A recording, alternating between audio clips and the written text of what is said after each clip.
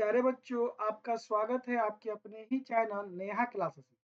आज जो हम लोग देखने वाले हैं न्यूक्लियन। ये जो टॉपिक देखेंगे वो देखेंगे बाइंडिंग एनर्जी पर न्यूक्लियन। अच्छा, इससे पहले मैंने से 5 छोटे-छोटे वीडियो बना रखे हैं। तो आप ये देखिए, अगर आपको ये समझ में आता है तो पीछे वाला देखिएगा। तो ऐसा बनाया है कि पीछे की वीडियो की आपको ज़रूरत नहीं। ठीक है, देखते हैं पहले देखते हैं बाइंडिंग एनर्जी। ठीक है? देखिए, मान लीजिए ये हम लोग एक न्यूक्लियस लेते हैं। ठीक है? इस न्यूक्लियस में प्रोटॉन और न्यूट्रॉन होते हैं। ठीक है? प्रोटॉन और जब हम लोग इस न्यूक्लियस को तोड़ना चाहते हैं, यानी प्रोटॉन और न्यूट्रॉन को आपस एक दूसरे से अलग करना चाहते हैं, प्रोटॉन और न्यूट्रॉन को कंबाइन रूप में हम लोग कहते हैं न्यूक्लियन। यानी के न्यूक्लियंस में तोड़ना चाहते हैं, तो बाहर से एनर्जी का सप्लाई करते हैं। इसके वजह से न्यूक्लियस ब्रेक करता है। न्यूक्लियस क्या करता है? ब्रेक करता है। न्यूक्लियस के ब्रेक होने को ही कहते हैं ना। एनर्जी न्यूक्लियस को ब्रेक करने में लगता है तो हम लोग कहते हैं binding energy of the nucleus. उस न्यूक्लियस का बाइंडिंग एनर्जी कहते हैं। ठीक है? तो यानी कि बाइंडिंग एनर्जी क्या है? किसी न्यूक्लियस को उसके न्यूक्लियंस में तोड़ने के लिए कितना एनर्जी की जरूरत होती है, उसी को हम लोग कहते हैं बाइंडिंग एनर्जी। ठीक है? तो अब आते हैं बाइंडिंग एनर्जी, देखते हैं बाइंडिंग एनर्जी। अब इसका डिफिनेशन देखते हैं। बाइंडिंग एनर्जी का डिफिनेशन देखते हैं। देखिए, the binding energy of nucleus is the amount, the binding energy of the nucleus is the amount of energy required, amount of energy required to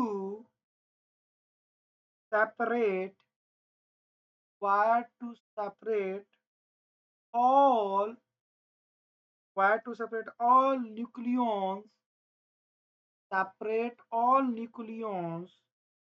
from the nucleus.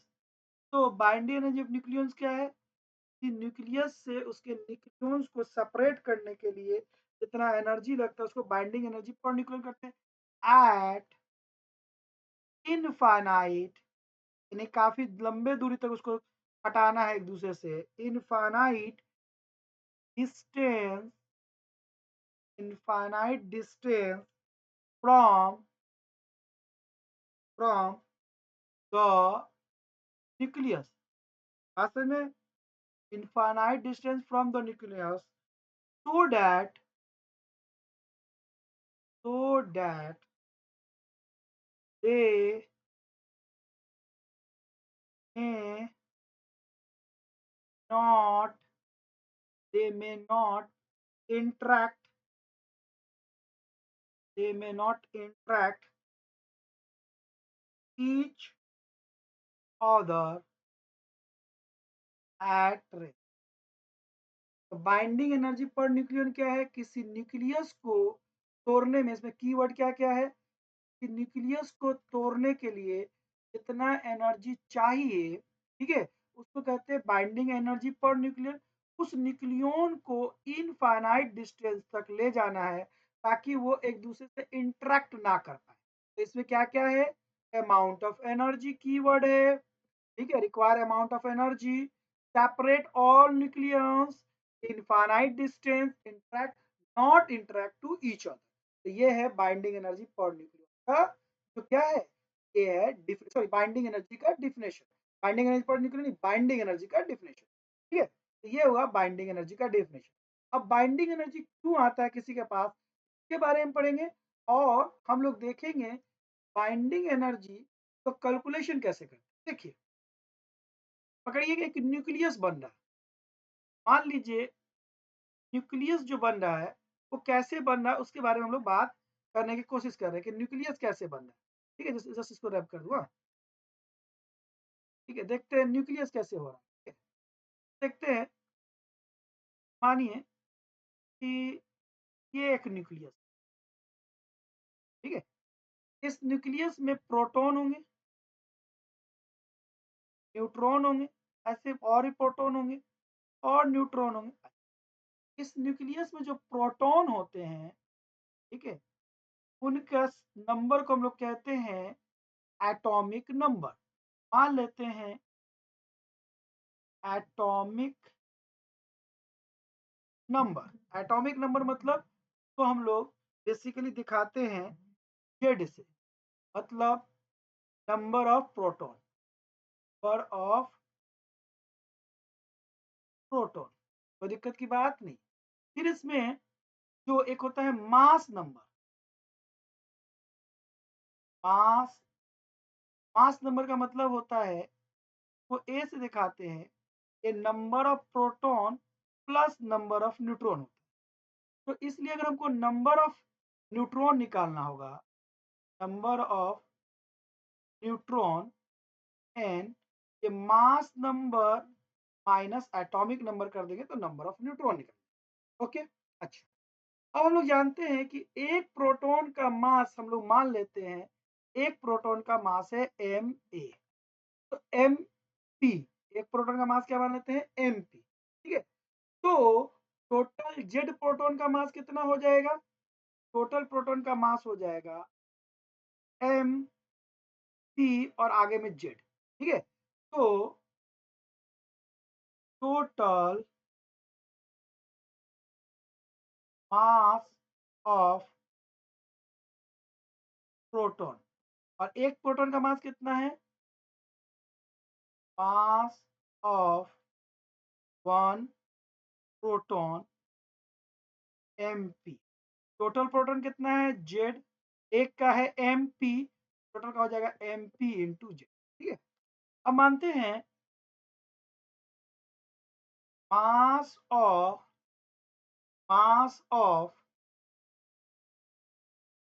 One neutron, one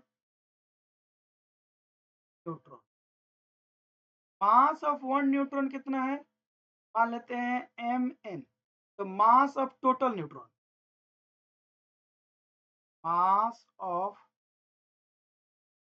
total neutron, ये हो जाएगा A mass number minus atomic number into M N. ठीक है, अब देखिए हम लोगों ने क्या किया, जब किसी भी न्यूक्लियस को लिया और उसको एक तराजू पे रखा या एक बैलेंसिंग पे रखा, इधर मान लीजिए पूरा न्यूक्लियस हम लोगों ने रखा, इधर हम लोगों ने रखा जितना न्यूक्लियस में प्रोटॉन था उसका मास, जितना प्रोटॉन था उसका मास, जैसे प्रोटॉन कितना था अभी हम लोगों ने बात किया, उसका मास था एम पी, प्लस जितना न्यूट्रॉन का मास था ए जेड माइनस एम एन।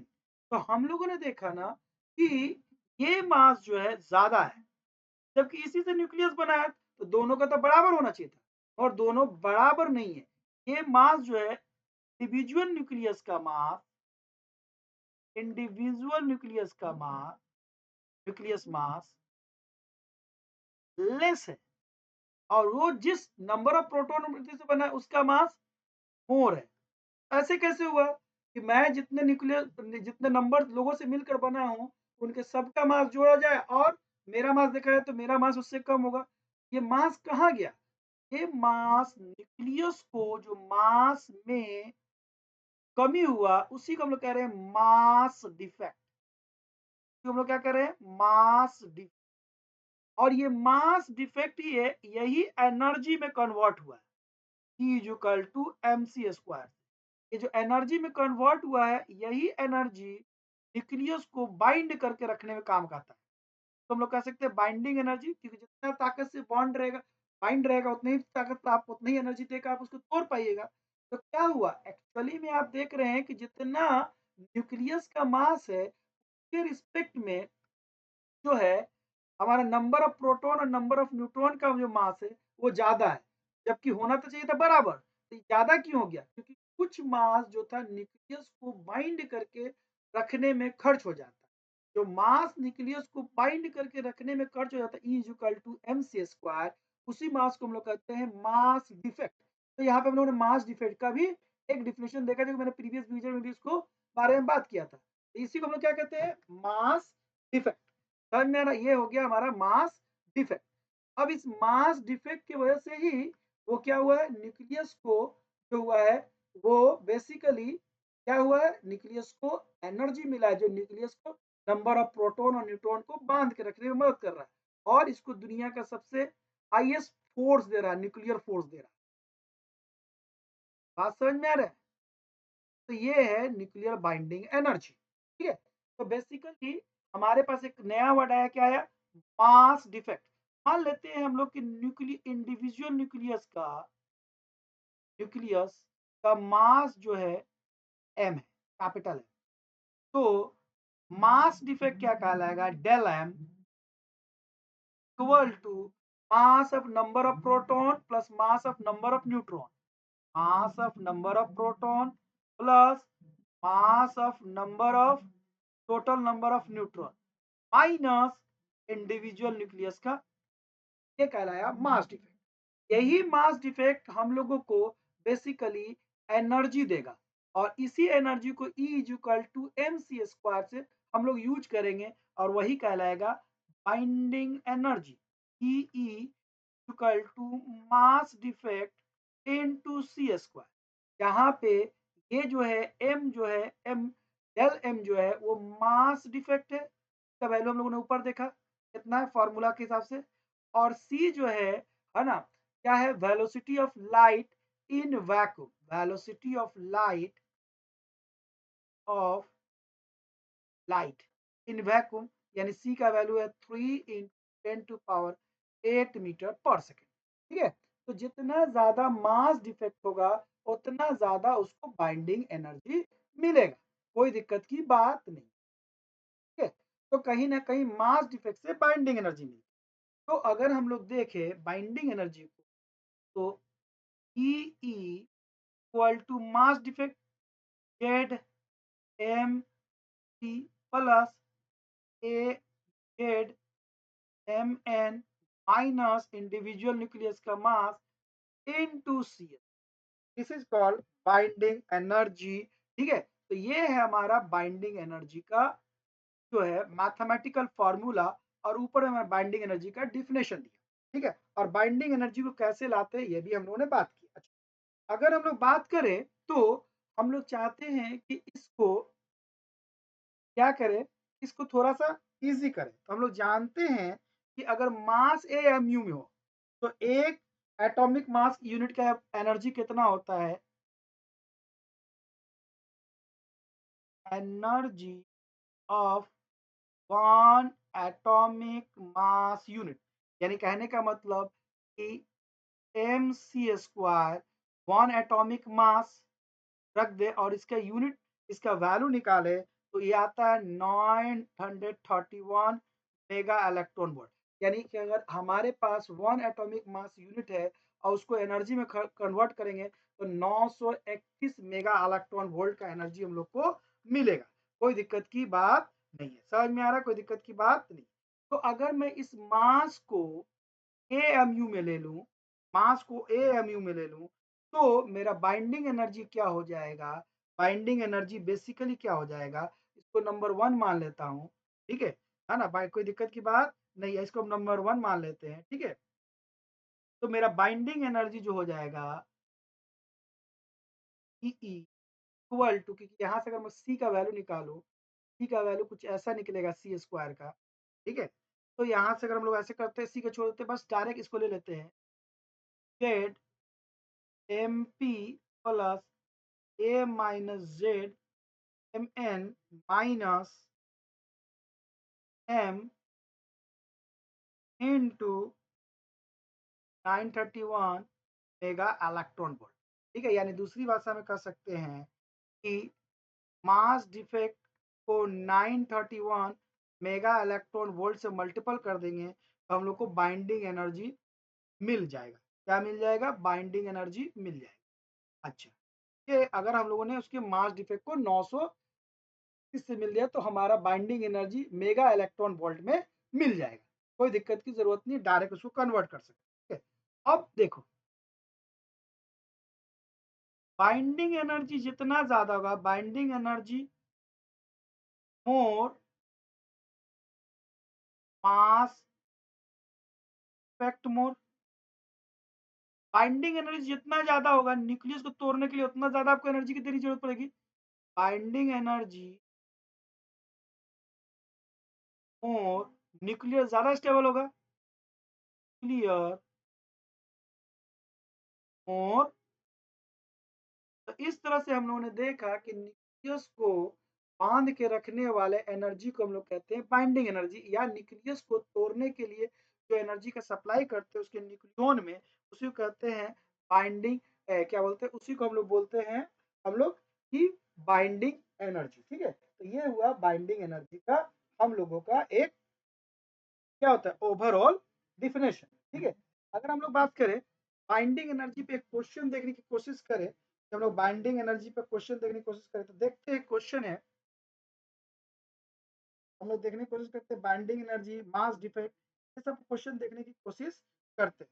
ठीक है, या एनर्जी को बैलेंस, ये सब कैलकुलेट करने की कोशिश करते हैं। ठीक है, समझने की कोशिश करते हैं, एक एनर्जी को बैलेंस समझने की कोशिश करते हैं।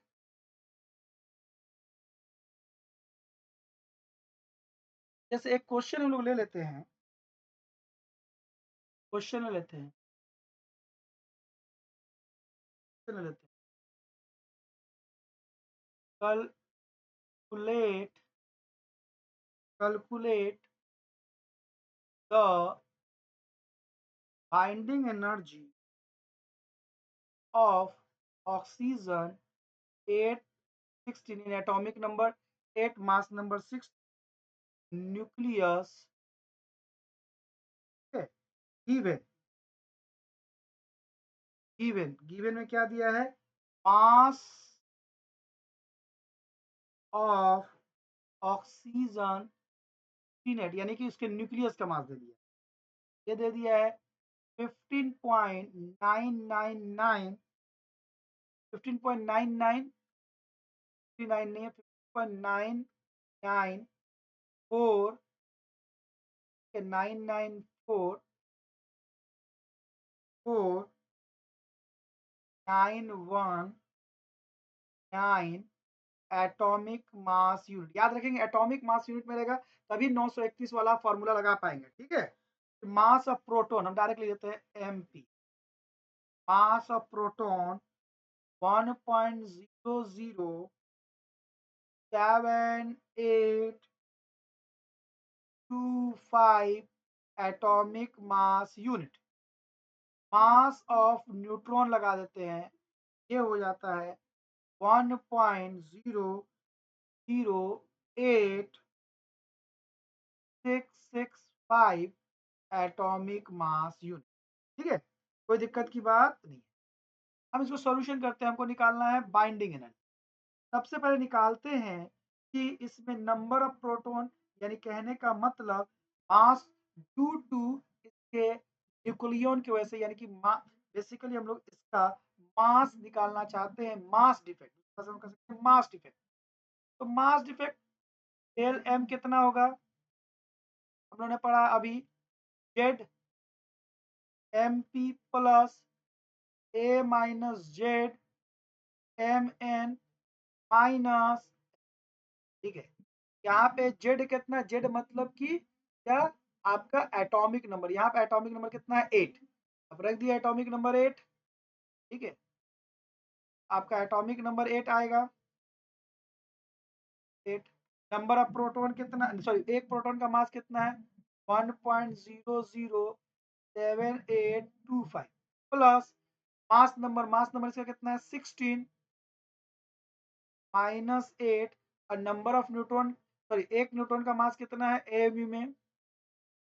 इनटू 1.0086665 माइनस एक न्यूक्लियस का मास, है ना, एक इंडिविजुअल न्यूक्लियस का मास कितना है? 15.99 माइनस 15.994919, ये जो हुआ बेसिकली हमारा मास डिफेक्ट। ठीक है, तो मास डिफेक्ट हम लोगों ने निकालने के लिए अब इसको मैं कैलकुलेट कर दूंगा, इसको सॉल्व करूंगा, मास डिफेक्ट कितना मिल रहा है मेरा। ठीक है, तो इसको देखते हैं मास डिफेक्ट मेरा कितना मिल रहा है, इसको सॉल्व करूंगा। बेसिकली मास डिफेक्ट मैं डायरेक्ट लिख देता हूँ, इसका मास डिफेक्ट कुछ इतना मिलेगा, ये आएगा 16 पॉइंट इन दोनों का जोड़ 16.13192 माइनस 15.994914 एएमयू, याद रखें कि सब एएमयू में है। एएमयू ये मेरा आएगा 0.137 एएमयू। और अभी मैंने बताया था कि बाइंडिंग एनर्जी निकालने के लिए मास डिफेक्ट को आपको सी से मल्टीपल करना है। तो मास डिफेक्ट आएगा 0.137, मास डिफेक्ट को हम लोग देखते हैं, आ गया 0.137 एएमयू, ठीक है, इनटू सी स्क्वायर। और अभी मैंने बताया था कि जब इसको ऐसे करना होगा तो सी का वैल्यू नहीं, डायरेक्ट एएमयू और सी का मल्टीपल से हम लोग को 931 से मल्टीपल कर देंगे, तो 1.37 इंटू 931, 931, और जैसे ही 930 मेगा इलेक्ट्रॉन वोल्ट में आ जाएगा, तो 1 एएमयू का ये वैल्यू होता है। ठीक है, इसको कन्वर्ट करने से इतना एनर्जी मिलता है। ठीक है, बात समझ में आ रहा है? तो बेसिकली इन सब का वैल्यू, इन दोनों का वैल्यू ये होता है, ये हम लोगों ने यहाँ पे रख दिया। ठीक है, तो ये आ गया 127.55 ए मेगा इलेक्ट्रॉन वोल्ट। ठीक है, तो ये हो गया हम लोगों का बाइंडिंग एनर्जी जो हुआ, वो एक को बांध के रखने के लिए हम लोगों को मिला। ठीक है, कोई दिक्कत की बात नहीं ना, समझ में आ रहा ना? तो क्या हो रहा है, ये हो गया। ठीक है, अब हम लोग आते हैं एक और इम्पॉर्टेंट क्वेश्चन पे, उसको समझने की कोशिश करते हैं। ठीक है, और उसके पहले एक चीज और देख लेते हैं ताकि एक साथ और क्वेश्चन हम लोग सॉल्व कर पाए। बाइंडिंग एनर्जी पर न्यूक्लियर, ठीक है, यानी एवरेज न्यूक्लियर बाइंडिंग एनर्जी या बाइंडिंग एनर्जी पर न्यूक्लियर। ठीक है, तो हम लोग नेक्स्ट देखते हैं binding energy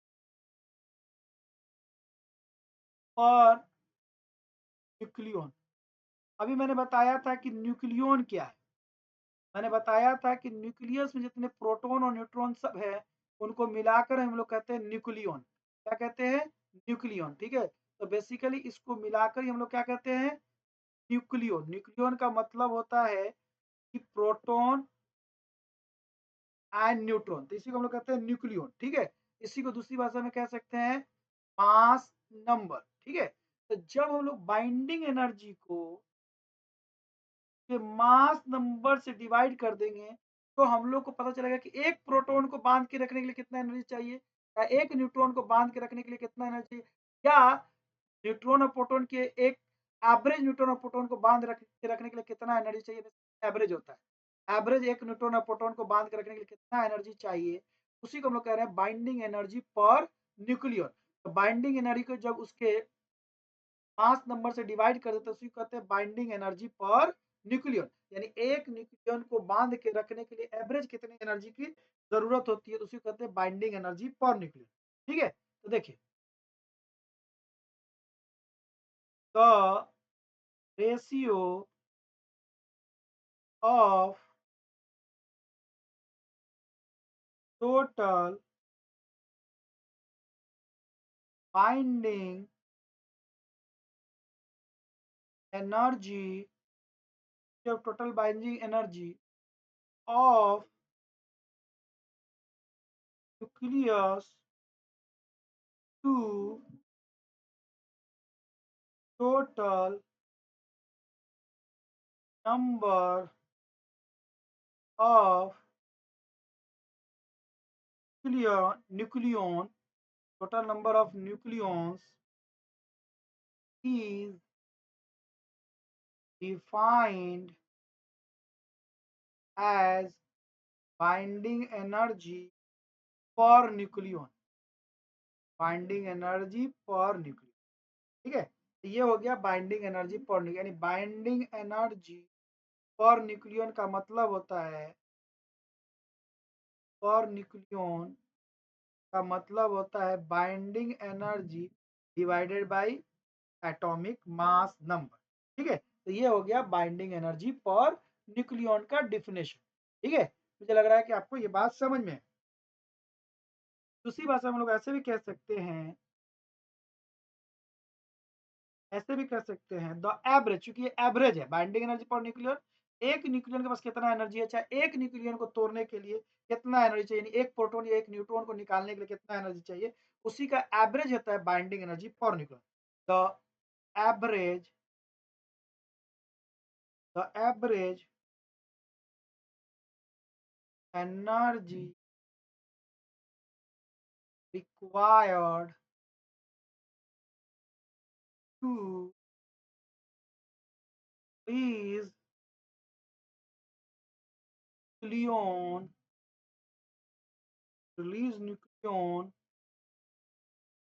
from a nucleus is called binding energy per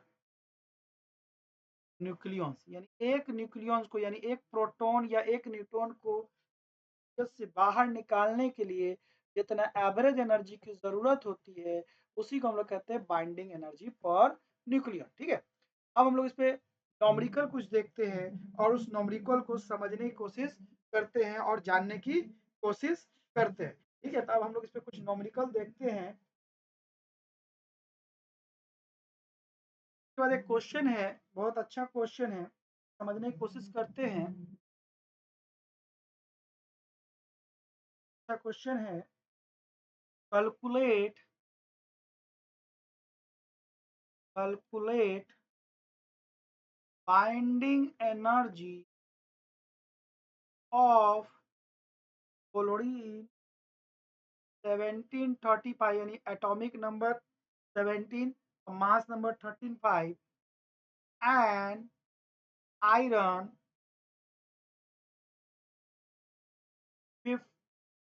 36 5627 given.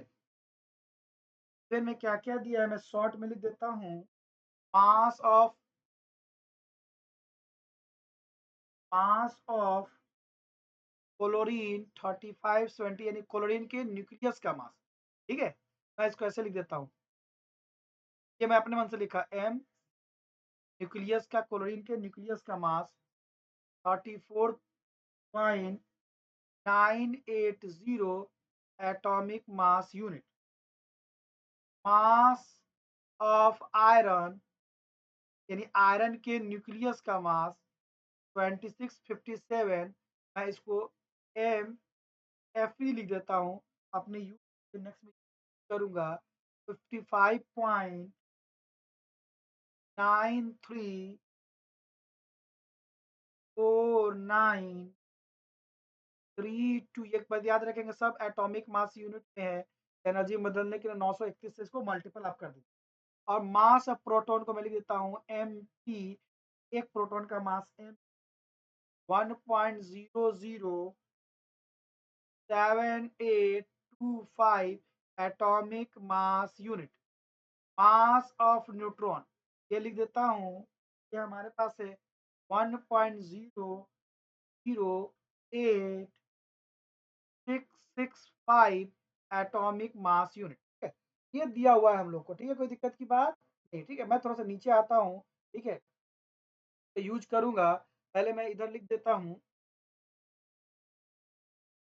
इधर लिख देता हूँ बाइंडिंग एनर्जी ऑफ क्लोरीन, मैं क्लोरीन का बाइंडिंग एनर्जी निकालने की कोशिश कर रहा हूँ, तो मैं ऐसे लिख सकता हूँ, बाइंडिंग एनर्जी ये लिख देता हूँ क्लोरीन। तो इसका क्या होगा, हम लोग फार्मूला जानते हैं, हम लोगों ने अभी सीखा फार्मूला, क्या सीखा? जस्ट एक मिनट, हाँ, अभी हम लोगों ने सीखा फार्मूला कि क्या क्या होता है, जस्ट हैंग किया है, ठीक है? फार्मूला अभी हम लोगों ने सीखा, ठीक है? अभी इसका जस्ट 1 मिनट, है ना? तो हम लोगों ने फार्मूला भी आपको सीखा और जाना, ठीक है? जस्ट 1 मिनट, हाँ, बस थोड़ा सा हैंग कर गया है, कर दीजिए। मुझे लग रहा है कि अभी आपको अच्छे से समझ में आ रहा होगा, 5-6 क्वेश्चन आप लगा लेंगे, आप एग्ज़ाम में ईज़िली बना लेंगे, ठीक है? और आपका एग्ज़ाम में आसानी से समझ में आएगा, ठीक है? मैं इसी तरह छोटे-छोटे वीडियो बनाकर डाल रहा हूँ, इस एग्ज़ाम को ध्यान में रखते हुए, ठीक है? तो जस्ट थोड़ा होने दीजिए, जस्ट 1 मिनट, जस्ट 1 मिनट। चलिए हम लोग देखते हैं आ गया, थोड़ा-थोड़ा कभी हो जाता है, हम लोग टीचर हैं, टेक्नोलॉजी के एक्सपर्ट तो है नहीं।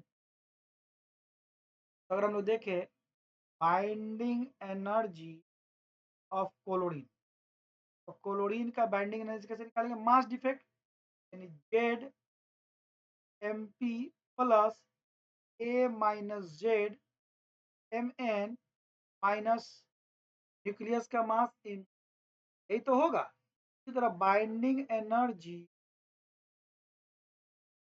Of iron, Z M P plus A Z M N M nucleus का मास इंटू सी स्क्वायर। और अभी हम लोग जान रहे हैं क्लोरीन का, अभी हम लोगों ने दिखाया था कि आपको एटॉमिक नंबर हम लोग यहाँ पर लिख भी देता हूँ, क्लोरीन का है 1735, तो क्लोरीन का जेड जो है 17 है, और एम पी का वैल्यू मैंने यहाँ लिख रखा है, जो क्वेश्चन में दिया, मैंने नहीं लिखा है, 1.007825, याद रखेंगे एटॉमिक मास यूनिट में है, प्लस ए, ए का जगह इसका कितना है 35 minus 17 into mass of neutron, mass of neutron ये दे रखा है 1.008665। अच्छा, ये सी को हटाकर इसके जगह डायरेक्ट हम लोग 931 लिख देंगे, तो ये हो जाएगा मेगा इलेक्ट्रॉन वोल्ट। अब मैं इसको सॉल्व करूंगा, ठीक है? तो ये बेसिकली सॉल्व होकर मुझे कुछ मिलेगा, कितना मिलेगा वो मैं देखने की कोशिश कर रहा हूँ क्लोरीन का। तो ये इसको सॉल्व करने के बाद मुझे कुछ ऐसा मिलेगा, 28767 एम मेगा इलेक्ट्रॉन वोल्ट। अब मैं इसका आता हूँ आयरन का, आयरन का हम लोग अभी नहीं देखे थे कि आयरन का क्या था, 5627, है ना? तो यानी इसका atomic number 27 into mass of one proton 1.007825 plus mass number 56 minus atomic number into आपको नंबर ऑफ न्यूट्रॉन 1.0086625, है ना? ये मैंने नहीं दिया है, ये क्वेश्चन में ही दिया हुआ था, इनटू सी स्क्वायर, सी स्क्वायर की जगह पे इसको डायरेक्ट हम लोग एमएवी में 931 एमएवी पर न्यूक्लियन कर सकते हैं। तो जब हम लोग सॉल्व करते हैं, तो सॉल्व करने के बाद हम लोगों को कुछ मिलता है 492.004 मेगा इलेक्ट्रॉन वोल्ट, ठीक है? ये हम लोग को मिला। अब हम लोग इसको थोड़ा सा और आगे बढ़ाते हैं, और इसको आगे बढ़ा के हम लोग देखने की कोशिश करते हैं ये कैसे काम करता है। ये तो हो गया बाइंडिंग एनर्जी, ठीक है? अब देखिए, जिसका बाइंडिंग एनर्जी ज्यादा रहेगा वो ज्यादा स्टेबल होगा, ठीक है? अब इसको ऐसे भी देख सकते हैं, बाइंडिंग एनर्जी पर न्यूक्लियन निकाल लीजिए, binding energy chlorine divided by per nucleon, यानी कि ए, तो 286 287.67 MeV, और इसका मास नंबर कितना है इसका क्लोरीन का 35, इसको डिवाइड कर दीजिए, ये आ जाता है बेसिकली मेरा क्लोरीन का 8.219 mega electron volt per nucleon, per nucleon, per nucleon. और अगर मैं इसका निकालूं binding energy per nucleon iron का, binding energy per nucleon iron का, ठीक है, क्या निकालूं binding energy per nucleon iron का 4920 मेगा इलेक्ट्रॉन वोल्ट, और इसको 26 से मैं डिवाइड कर दूंगा क्योंकि मास नंबर 26 है। तो इसका जो निकलेगा, ये जो मेरा निकलेगा, ठीक है, ये मेरा निकलेगा बेसिकली, मेरा ये जो निकलेगा 8.78 mega electron volt per nucleon. और इस तरह से हम लोग देख रहे हैं कि बेसिकली जो है आयरन का पर न्यूक्लियन जो है बाइंडिंग एनर्जी ज़्यादा है, इसलिए आयरन जो होगा मोर स्टेबल होगा विथ रिस्पेक्ट टू, है ना, या क्लोरीन। तो आयरन जो होगा ज़्यादा स्टेबल होगा विथ रिस्पेक्ट टू क्लोरीन। तो इस तरह से हम लोगों ने देखा और समझा कि कौन ज़्यादा स्टेबल होगा। ठीक है, अगर हम लोग और आगे बात करें और हम लोग आगे देख सकते हैं, और मैं नेक्स्ट वीडियो में इससे रिलेटेड और बाइंडिंग एनर्जी और इस सबसे रिलेटेड और क्वेश्चन आपको बनाकर दिखाऊंगा। ठीक है, अभी इतना ही के लिए आपका धन्यवाद, शुक्रिया। अगर आपको अच्छा लगता है तो प्लीज़ नया क्लासेस को सब्सक्राइब कीजिए, ठीक है, और वीडियो पे कमेंट्स कीजिए, और जो भी प्रॉब्लम होता है आप देखिए, वहाँ पे मैंने ऊपर में एक नंबर दे रखा है, आप उस पर मैसेज कीजिए, हम लोग उसको जवाब देने की कोशिश करेंगे या मेरा टीम देने की कोशिश करेगा। धन्यवाद, शुक्रिया।